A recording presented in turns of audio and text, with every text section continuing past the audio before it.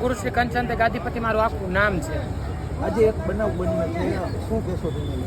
બનાવમાં એવું છે કે અમારા 10 જેટલા કિન્નરોએ દવા પીને આપઘાતનો પ્રયાસ કરેલ છે। એમાં અમારા 10 કિન્નરોએ દવા પીધેલ છે। કયા કારણોસર દવા પીધી છે, શું છે?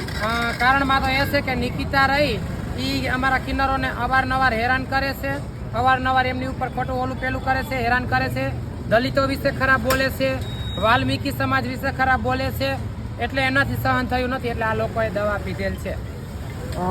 રજૂઆત કરી છે કે પોલીસમાં? હા, બધી ચોકીમાં અમે રજૂઆત કરી છે।